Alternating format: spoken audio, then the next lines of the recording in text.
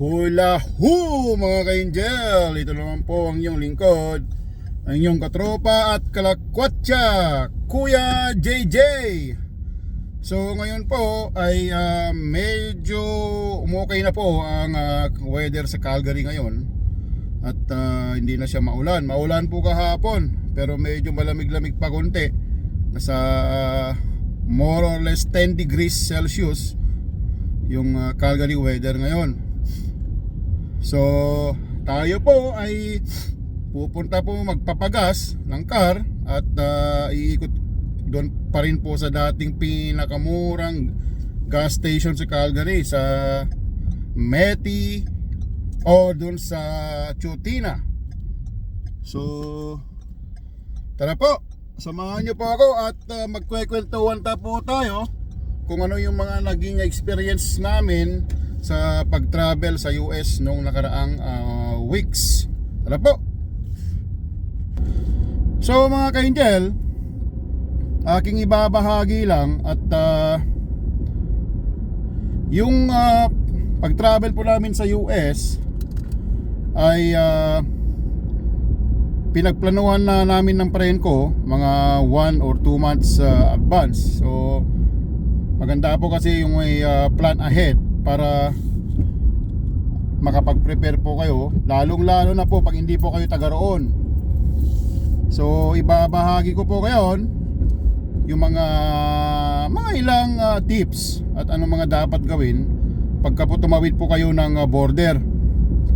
So ang destination po namin is sa Seattle, Washington, which is around 1,000 or almost 1,200 kilometer from Calgary. Pag diretso po yon, hindi pa po kasama dyan yung mga papasok na mga pinuntahan namin na mga tourist spot.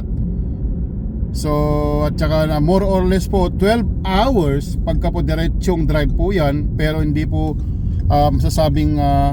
hindi po natin masasabing diretso kasi for sure po meron tayong mga stopover na sa mga tourist spot. So ang ginawa po namin at nag-travel po kami, nag-start from Calgary around midnight, around 12 to 1 a.m. Kasi from Calgary to border ng Fort Hill sa Idaho is around almost 6 hours drive.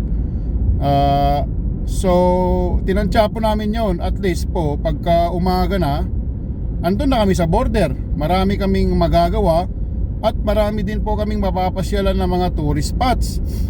So pagka po mag-start kayo ng mga 5 AM, 6 AM from Calgary, mauubos po, wasting time na po yun. Abot na po kayo sa border, mga lunch na.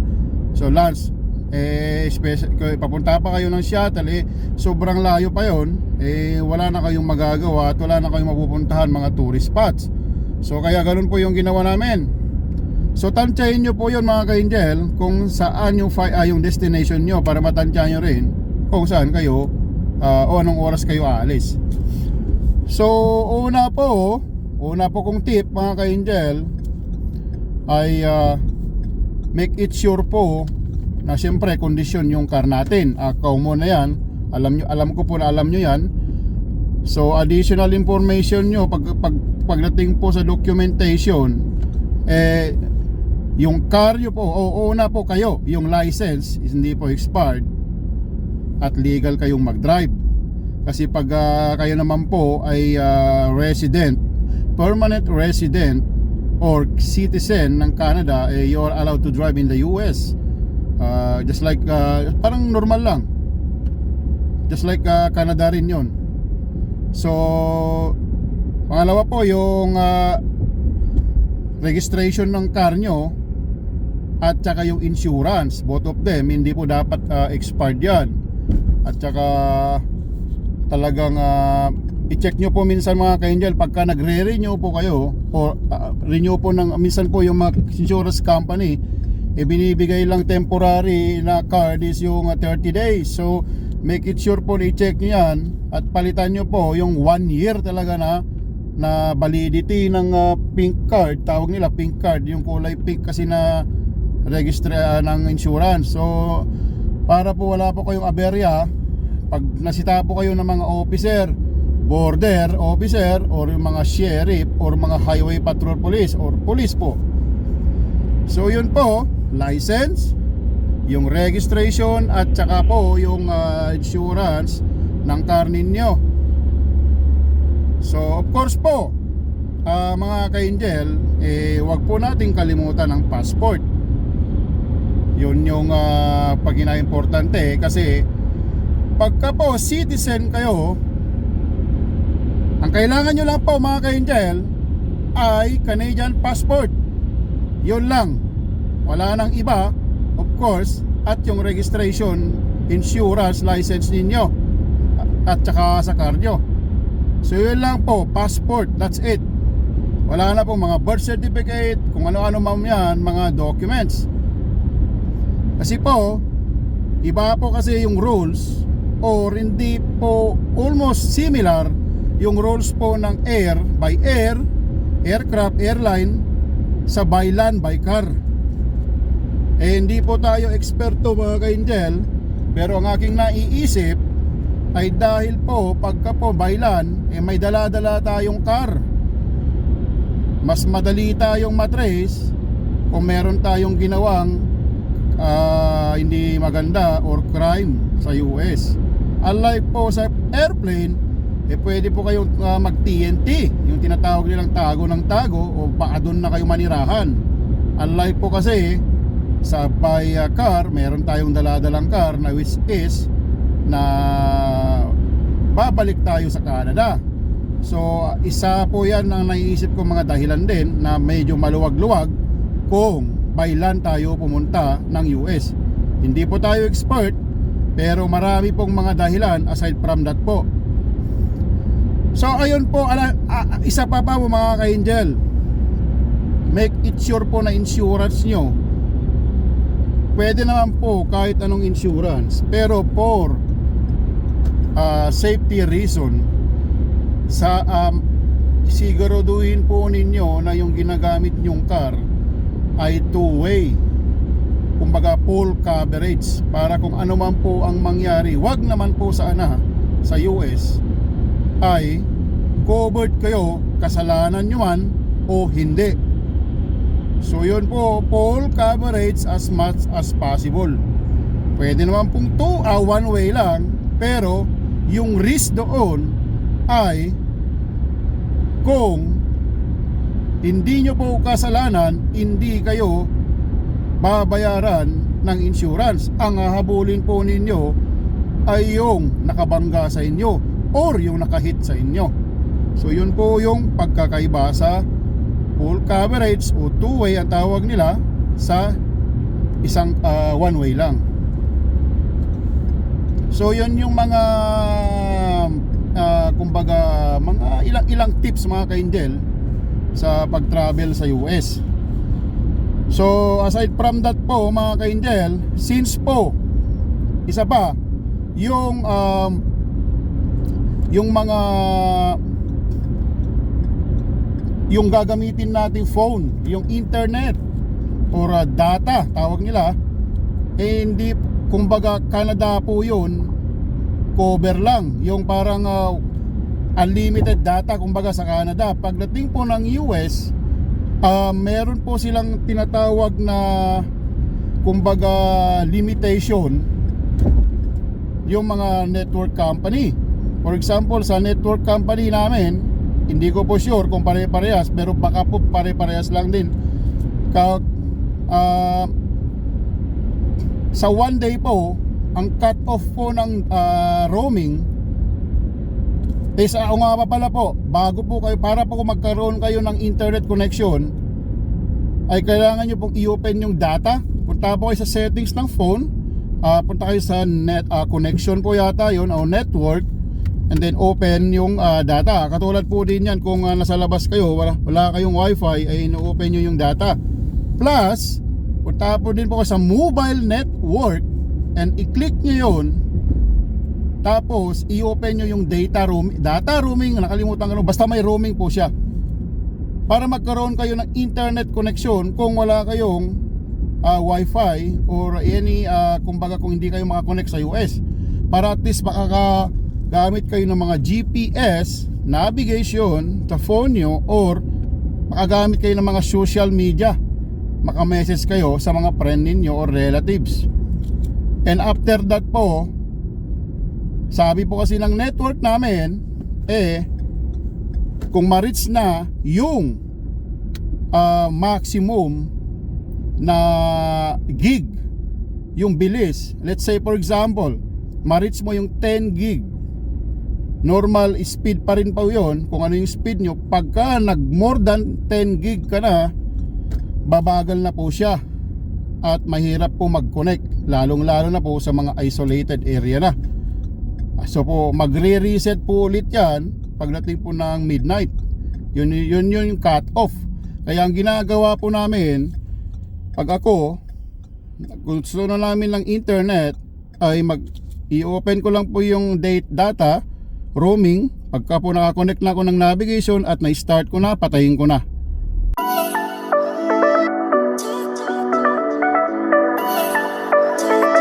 Para at least po hindi ko ma-consume yung maximum na gig na mabilis yung internet. And minsan po ginagawa pa po namin mga ka-angel, sa amin po more or less po $13 per day po yata yung ganon, yung roaming. Para po makasave ng connection, mobile hotspot na lang po namin.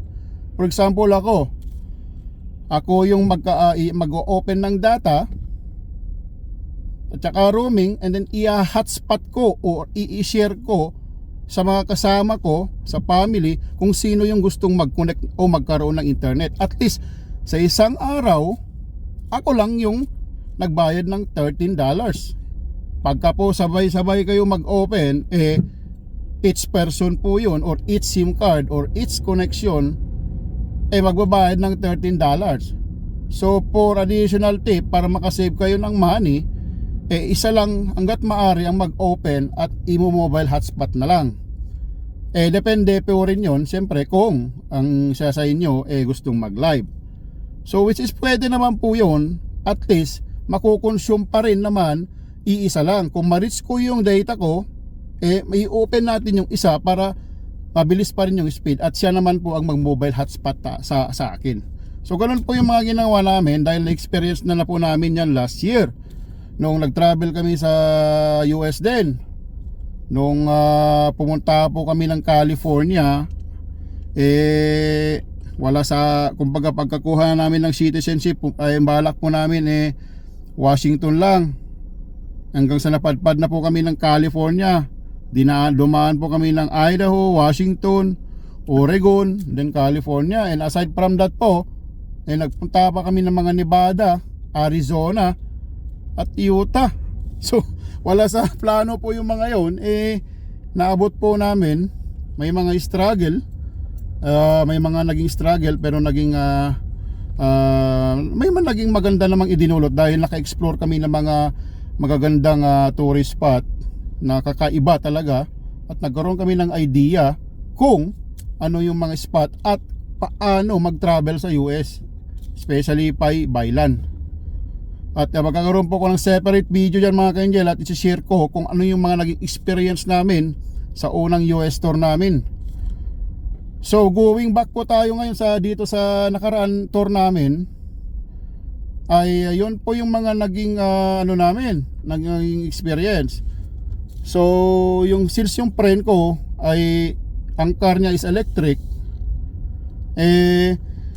ako na po nag-set kung saan po siya magcha-charge. Naging okay naman po yung ganun, stop over charge, dahil yun po yung time naman na at least makakaidlip po ako or kaming dalawa kung sino yung mga driver, para at least kondisyon pa rin.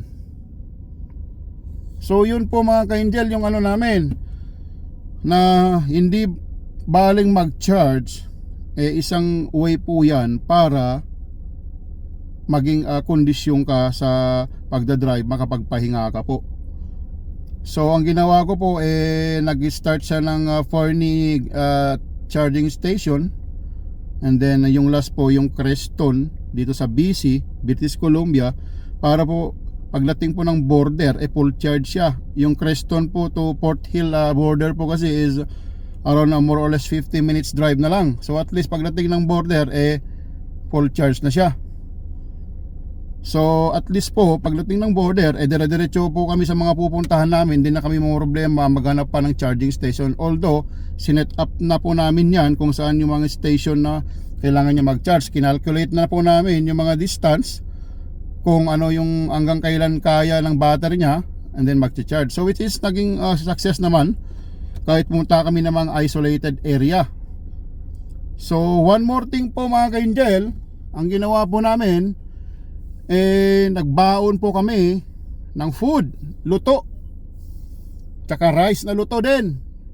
So lahat po, sa aking pagkakaalam po mga ka-angel, ay as long as na food consumption, kumbaga personal consumption sa travel, yung kakainin nyo po all on the way to the destination is naintindihan po yata ng mga border officer na ganon. Kasi hindi ka naman magbebenta, kakainin mo naman po yun. Ang ayaw po nila is yung mga fresh, yung mga fruits na fresh, mga ganun po yata, kasi baka maka-affect po sa agriculture nila. Hindi po meron pong silang site, i-check nyo po yan sa website ng US Custom and Border Protection po yata yon. So andito po in-screenshot ko siya para makita nyo.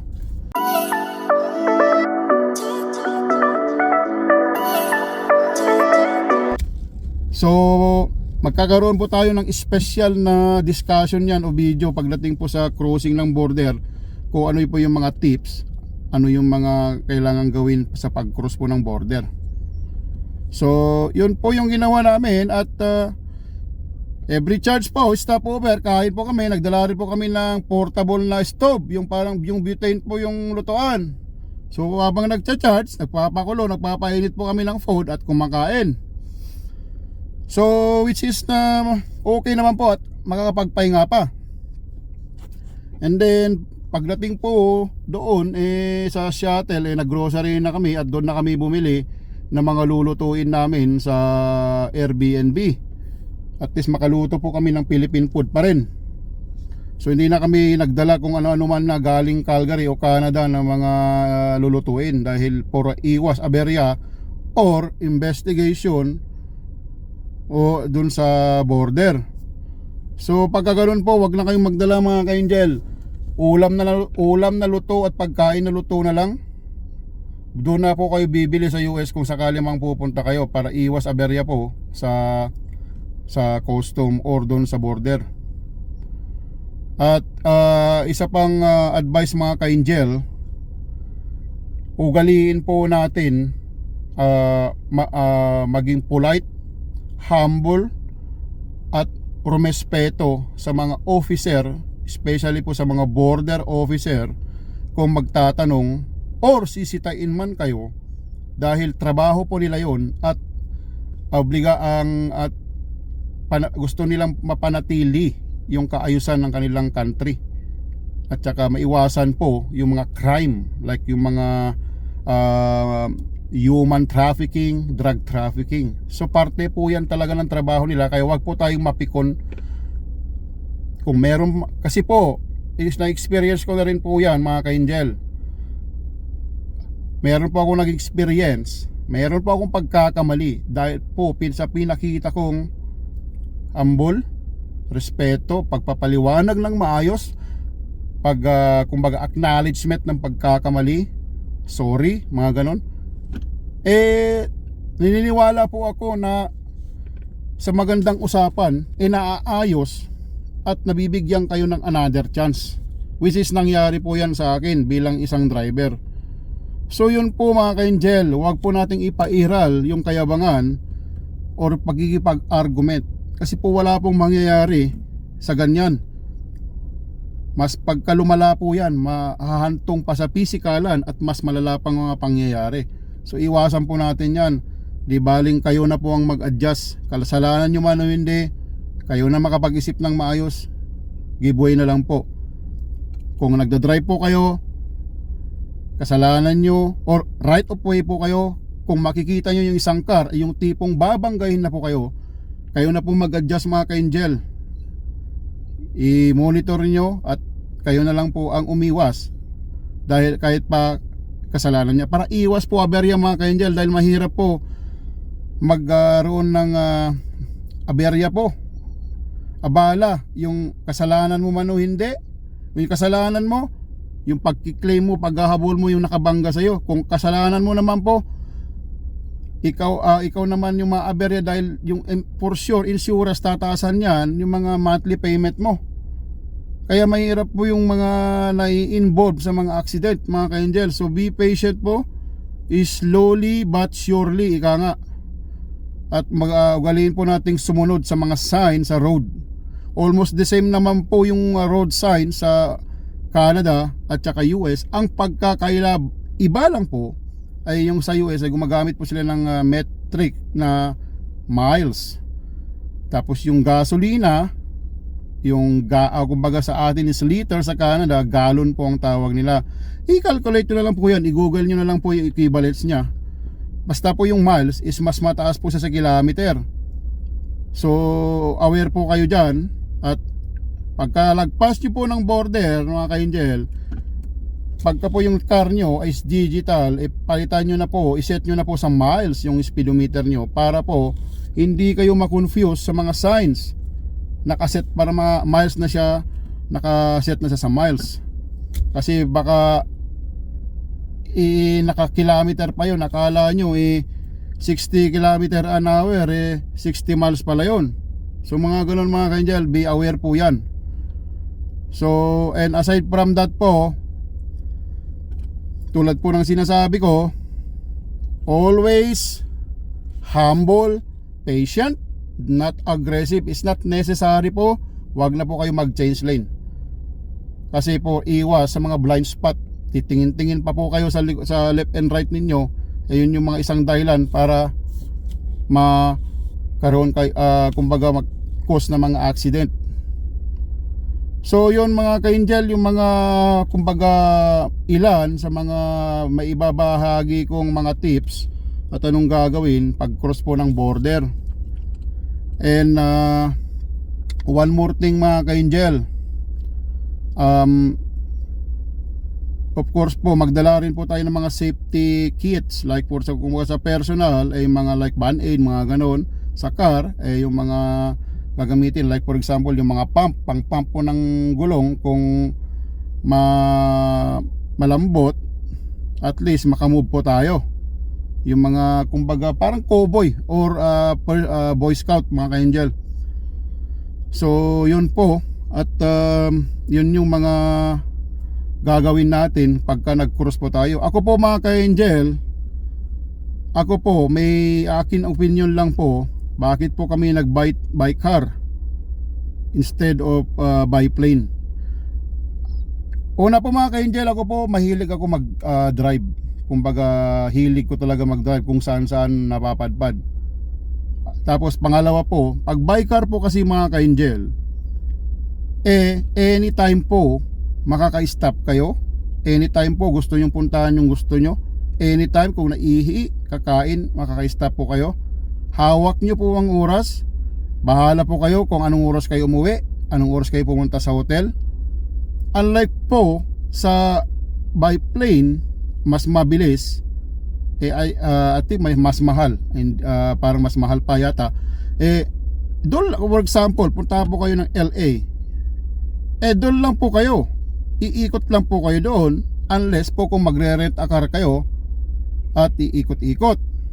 So unlike po kasi pagka from Calgary to anywhere in the US, I'm sure po may mga scenic view yan, mga landscape na mga ganda, madadaanan nyo po lahat yan kung by car kayo.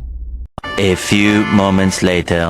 So mga ka-angel, tapos na po tayo mag-gas at pauwi na tayo.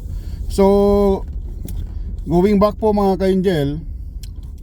At one more thing po, alalahin po natin na ang pera is sa US dollar pag andun po kayo. Pag halimbawa po nahuli kayo ng pulis, may violation kayo,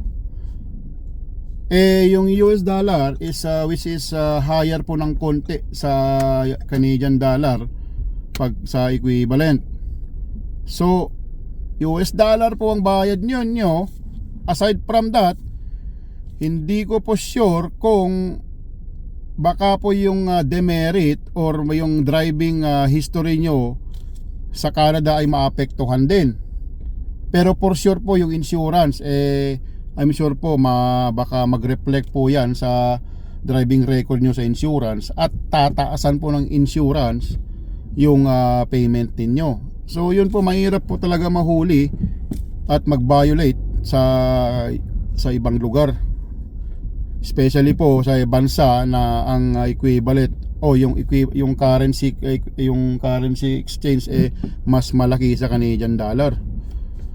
So yun po mga ka-angel ang aking mga naibahagi at na-share sa inyo. At least meron po kayong idea kung kayo naman po ang pupunta ng US, hindi po kayo mag-struggle.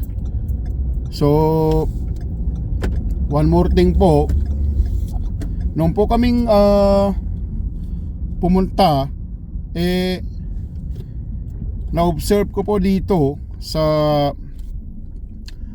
going to Seattle po, yung Interstate 90, I-90 for short, is a major freeway po ng US from east to west or vice versa.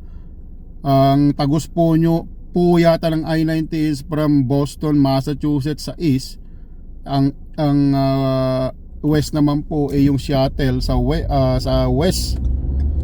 So mahaba po yan, kung di ako nagkakamali, pinakamahabang freeway yan sa US. So na-observe ko po dito sa Washington area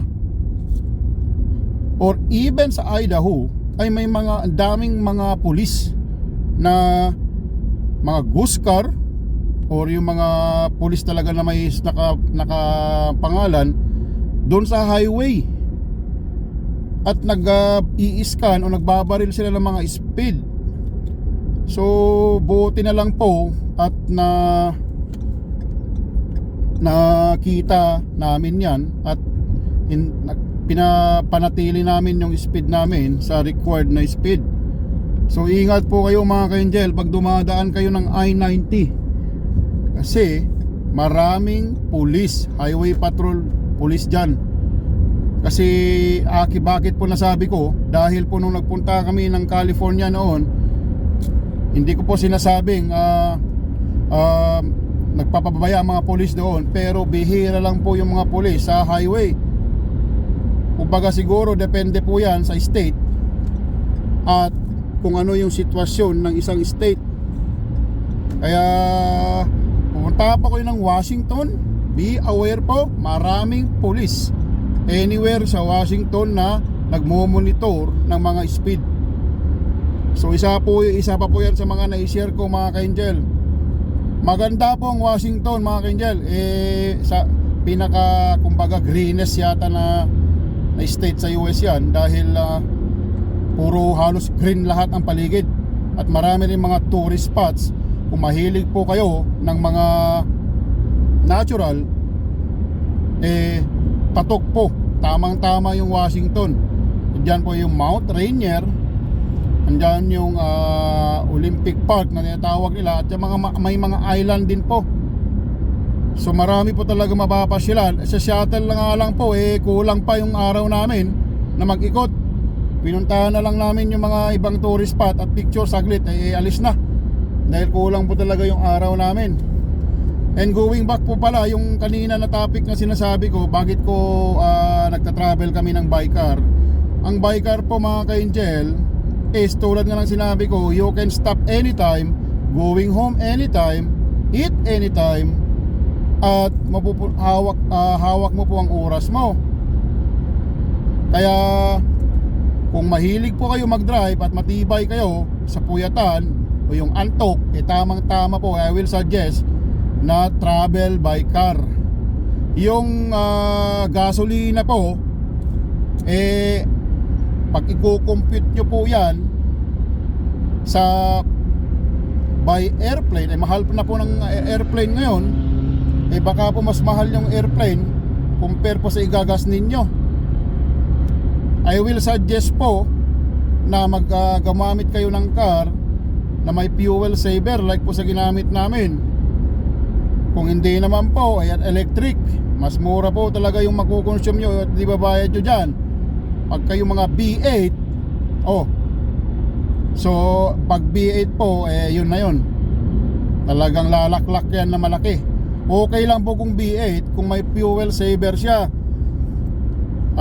Like po sa ginamit namin, truck po yun, pero B8 po siya. Pero pag hindi po kailangan ng makina na maging B8, nagsha-shutdown po yung dalawang cylinder. O B8, 8 cylinder po yan, so magiging B6 na lang siya.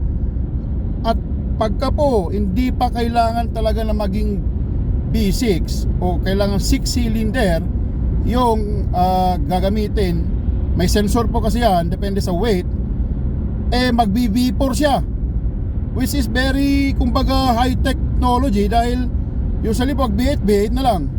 So yun po yung mga latest design ng mga makina ngayon, na which is na-observe ko, nakahalos 7 halos kulang-kulang 700 lang yung nagastos namin back and forth Calgary to Seattle to Calgary. Dumaan pa kami ng Montana, mga ka-angel. Kumbaga more than 3,000 yung binagtas namin sa back and forth Calgary to Washington, Idaho, and then Montana. So kumbaga talagang okay pagka yung car ninyo ay may fuel saver, mga ka-angel. So yun po, mga ka-angel, yung mga tip ko. At siguro po ililista ko sa susunod, part 2 kumbaga, yung mga how to cross a border, or ano yung mga kailangan gawin, bawal at dapat gawin sa pag-cross sa border, at yung mga dapat gawin sa US. Marami po akong may share, mga ka-angel. At ngayon ito po ay naggas lang ako at nagsasalita lang ako. At kumbaga kung ano yun ang naiisip ko, minsan yun na yung sinasabi ko. Kumbaga on the spot ang dating. So mas maganda po siguro kung isusulat ko sa susunod para at least hindi ko siya makalimutan. So yun po, mga ka-angel, ang aking naibahagi. At sana nakatulong sa inyo kung ano po yung naging kumbaga experience namin sa pagpunta sa US. Ginagawa ko po tong video na ito, mga ka-angel, hindi para magmayabang. Gusto ko pong makatulong sa kapwa ko. At at least memory na rin po yan. Kung halimbawa tumanda kayo, pinapanood nyo, ito pala yung pinuntahan namin. Isa pa po yan, naging kinakaugalian na po namin. Pagka pupunta kami sa isang lugar, kung meron naman pong kumbaga souvenir na magnet, bibili po kami at ikinakabit po sa fridge namin. Ngayon, medyo marami na. Bumili na lang po kami ng parang glass na cabinet na nakikita pa rin namin. At least po kung nagre-relax, umuupo po kayo, ay nakikita nyo, ito, nagpunta ako dito. Kumbaga sa ganun pong paraan, mga ka-angel, isang achievement na sa buhay namin yung ganun, at napapasaya po kami. So ganun po, kung meron po kayong extra money, why not? Bili kayo ng kahit kapiranggot, kamaliit na souvenir na nilalagay sa fridge. Mga 5, more or less $5-10 lang naman po yan, depende po sa laki. At may kakabit, at least may nakikita po kayo at nakaka-repress ng damdamin sa kung may mga kung stress kayo. So yun, mga ka-angel, ang aking mga naibahagi ngayon. At gagawa po tayo dyan sa yung mga video talaga na makakatulong po sa inyo. At una po pa pala, bago ko makalimutan, kung minsan po yung mga video ko ay magulo po, hindi clear, blurred, Yung tipong minsan mababalil na po yung leg ninyo sa kaiikot po dun sa video dahil bumabaliktad na ganon. So lahat po yan pinag-aaralan ko na at unti-unti naman pong natututo para mapaganda yung video natin at hindi kayo maburing panuorin.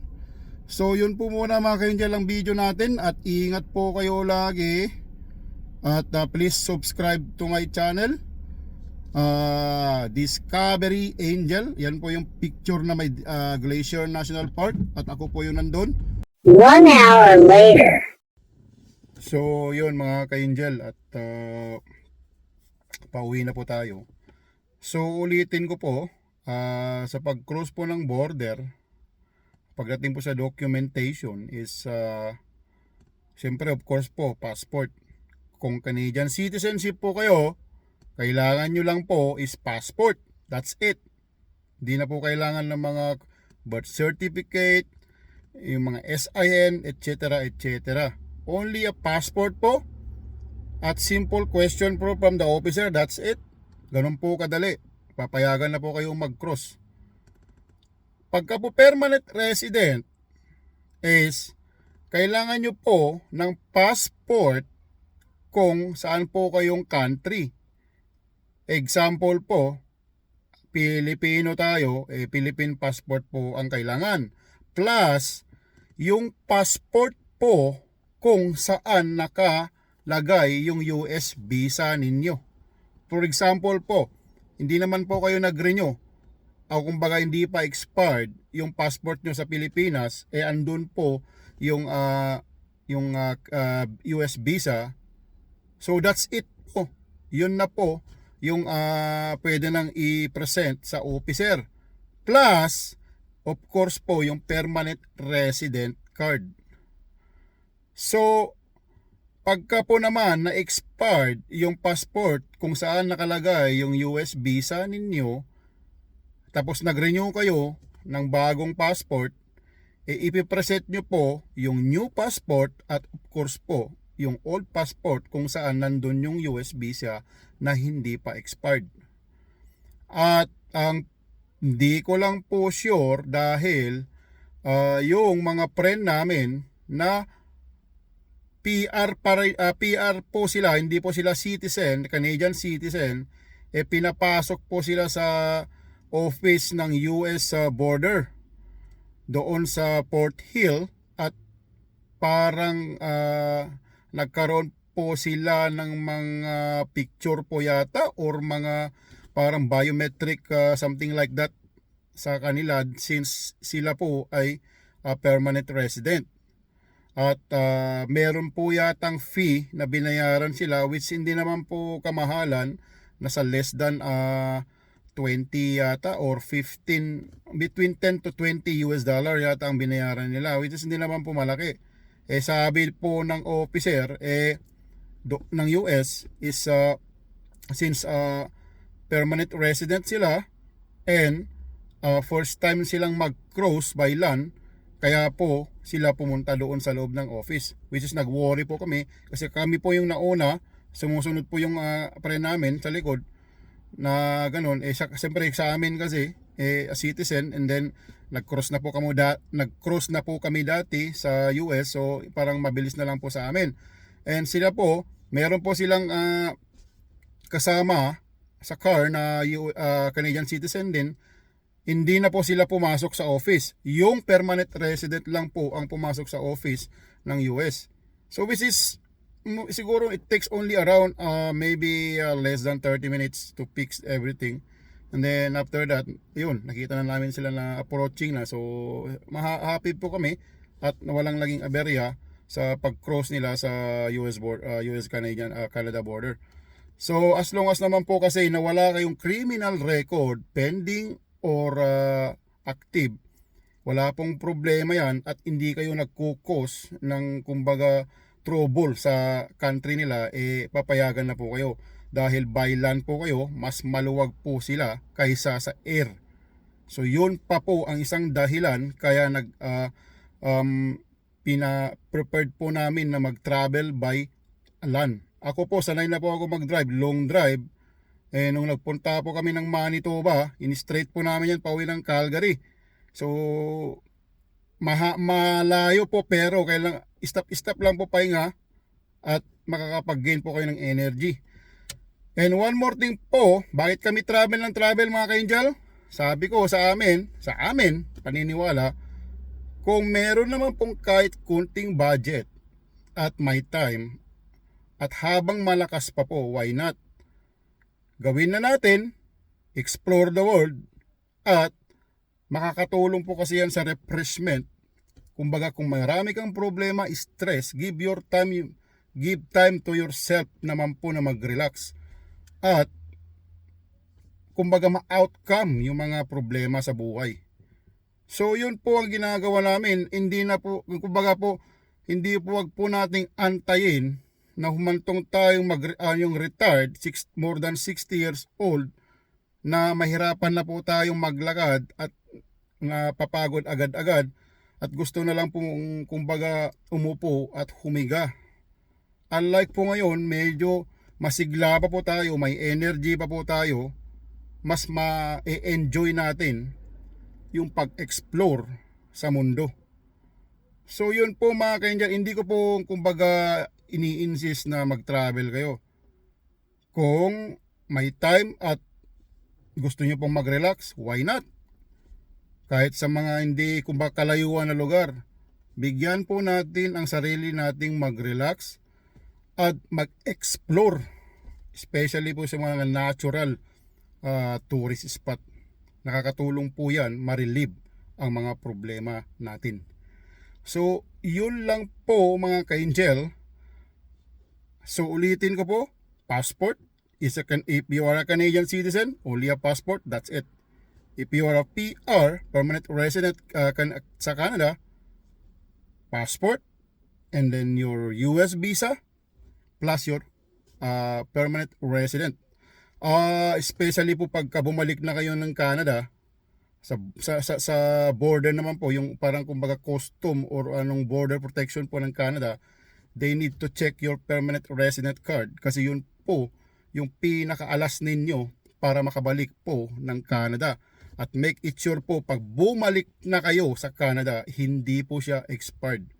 Same po sa car at insurance natin. For example po, nag-travel kayo ng 1 week and pumunta po kayo sa US, hindi pa expired, but in the coming days, may expired na. So, yun po ang questionable na. Dahil parang illegal na po yung status ninyo at pati yung car ninyo. So, yun po. Pagpunta at pabalik ng Canada, make it sure po lahat is hindi po expired. So yun po ang aking may babagi mga ka-angel. Salamat po sa panonood. Ingat po kayo lagi. Ito po ang lingkod at katropa at kalakwatsa, Kuya JJ. God bless po. My heart, it works. Thank you po.